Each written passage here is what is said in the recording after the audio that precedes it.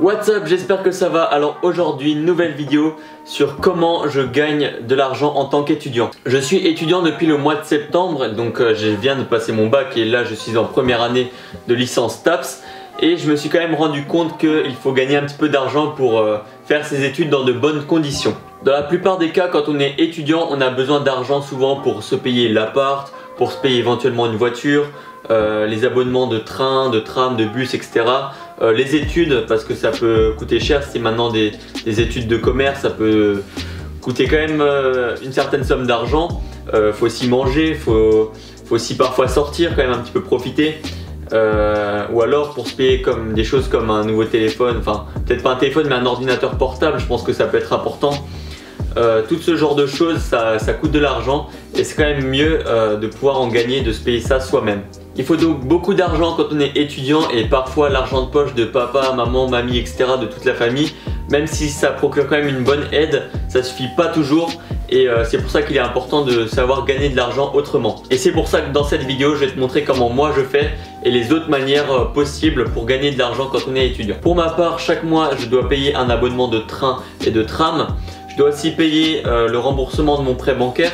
Donc c'était pour la voiture et pour cet ordinateur là pour les études. Avec ça, il faut donc aussi payer l'assurance et l'essence.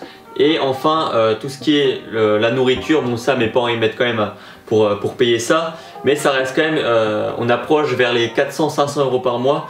Et ça fait quand même une certaine somme quand on est étudiant, donc il faut quand même de l'argent. Comment je fais alors pour payer toutes ces choses? Alors là, attention, astuce ultime, je ne dévoilerai ça que dans cette vidéo. Je travaille au McDo. Non, plus sérieusement, c'est quand même bien quand on est étudiant de travailler dans un restaurant ou dans un fast-food. Donc là, pour pas citer que le McDo, il y aurait le KFC, Burger King, etc. Il y a plein de choix. On n'est pas obligé de faire du temps plein, donc on peut choisir le nombre d'heures la plupart du temps. Il suffit de le dire sur la lettre de motivation ou sur le CV. Et c'est quand même pratique. Bon, au début, je faisais 20 heures par semaine, donc ça permettait quand même de gagner pas mal d'argent. Le problème, c'est que 20 heures, ça reste quand même beaucoup. Parce qu'avec les études et le sport ça fait trop, mais voilà, je suis resté à 10-15 heures et franchement c'est largement supportable. Donc c'est toujours mieux de travailler 10 heures que de faire 10 heures de Netflix par exemple, et puis au moins là tu gagneras un petit peu d'argent pour justement pour payer tout ce que tu as à payer et même pour te faire plaisir, parce que clairement avec l'argent que j'ai gagné, donc j'ai payé ce que j'avais à payer, j'ai mis un peu de côté et je me suis fait un petit peu plaisir, ce qui est normal.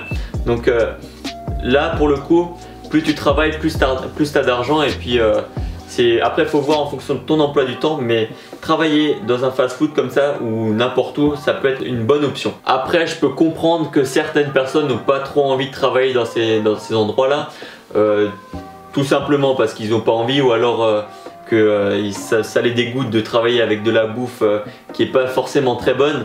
Ce que je pourrais dire par exemple au McDo, c'est que le fait de travailler là-bas, tu as un repas gratuit. Si tu travailles 5 fois dans la semaine, tu manges 5 fois McDo. C'est vrai que c'est pas ouf que pour la santé machin, mais bon voilà, c'est un peu les inconvénients entre guillemets, parce que voilà, c'est quand même de la nourriture gratuite, mais voilà, c'est quand même à prendre en compte. Après il y a d'autres choses, comme par exemple tu peux demander dans les grands cinémas, ça marche aussi, ou dans d'autres endroits comme ça. Faut juste demander, et parfois tu peux te retrouver être très surpris d'être pris à des endroits où tu ne pensais même pas à la base. Sinon il y a encore un autre moyen de gagner de l'argent, c'est de donner des cours particuliers. Donc là tu n'as pas besoin d'être une flèche pour donner des cours, et le seul inconvénient c'est qu'il faut se déplacer. Donc là c'est assez simple. Si maintenant, par exemple moi je suis en première année, au lycée j'ai quand même eu du mal avec les maths, mais au collège ça allait. Donc c'est simple, tu vas au collège, tu postes une annonce sur Le Bon Coin ou sur un site spécialisé pour ça, tu dis je fais des cours pour des collégiens, tu prends ça genre 10-15 € de l'heure, et puis voilà, t'as un peu d'argent de poche.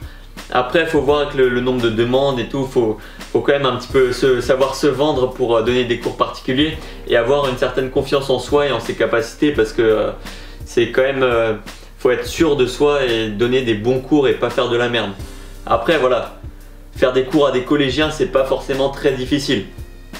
Savoir, et puis si maintenant tu es doué à faire du piano, donne des cours de piano. Si tu es doué à faire de l'informatique, fais des trucs d'informatique. Si tu es doué dans peu importe le domaine où tu es doué, tu peux donner des cours. Après c'est un petit conseil que je te donne, mais si tu commences à faire beaucoup d'argent avec ces cours particuliers, je te conseille quand même de déclarer en étant auto-entrepreneur. Ça prend pas beaucoup de temps et ça t'évitera des problèmes au cas où. Je te dis juste ça comme ça. Donc là, je t'ai parlé des travaux que tu peux faire pour gagner directement de l'argent, mais je te n'ai pas parlé des business. Donc si jamais tu te sens prêt et que tu as une bonne idée, que tu as un bon truc, tu peux lancer un business.